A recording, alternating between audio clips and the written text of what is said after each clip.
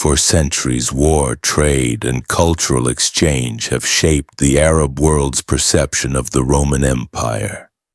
A perception that is anything but simple. To truly understand how the Arab world views Rome, one must journey back through time to the first encounters between Roman power and Arab tribes. It all began along the ancient trade routes that wove through the Arabian Peninsula, linking distant empires. Even before the rise of Islam, the Roman Empire had already established commercial ties with Arab tribes. One such tribe was the Nabataeans, who controlled major trade routes in what is now Jordan. Their capital, Petra, flourished as a bustling trade center, where the Roman and Arab worlds first met. In 106 AD, Rome annexed the Nabataean Kingdom and established the province of Arabia Petraea. This new territory stretched across parts of modern-day Sinai, Jordan, Saudi Arabia, and Syria.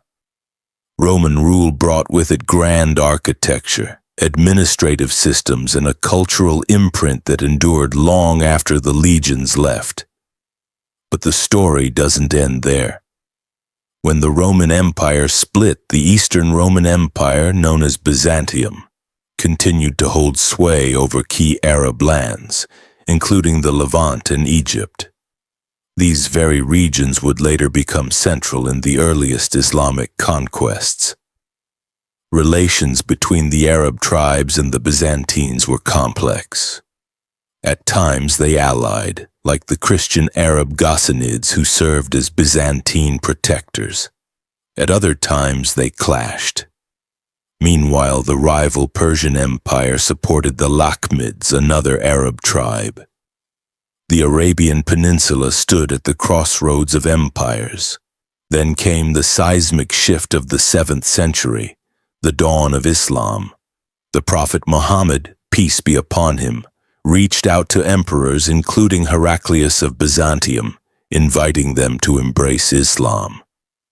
This marked the beginning of direct contact between the emerging Islamic world and the Byzantine realm.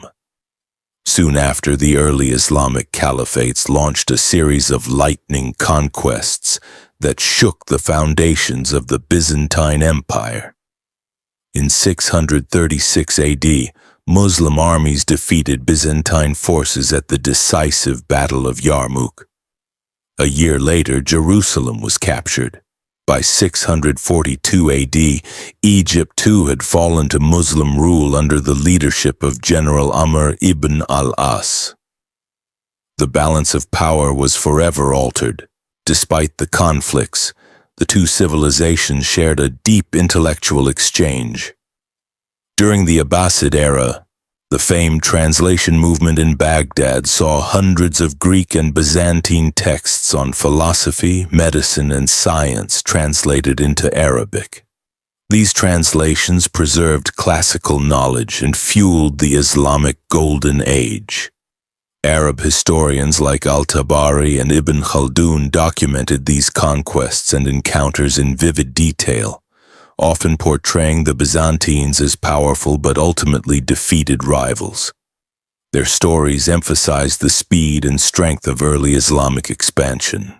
Today, the Roman and Byzantine empires are remembered in the Arab world not just as adversaries, but as part of a shared history of victories and legacies. From surviving Roman architecture to the preserved philosophies in Arab texts, the imprint of Rome is still visible.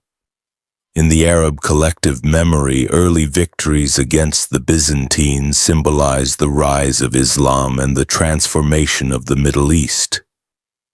But just as important is the story of cultural exchange, of how empires, even in conflict, shape each other in profound and lasting ways.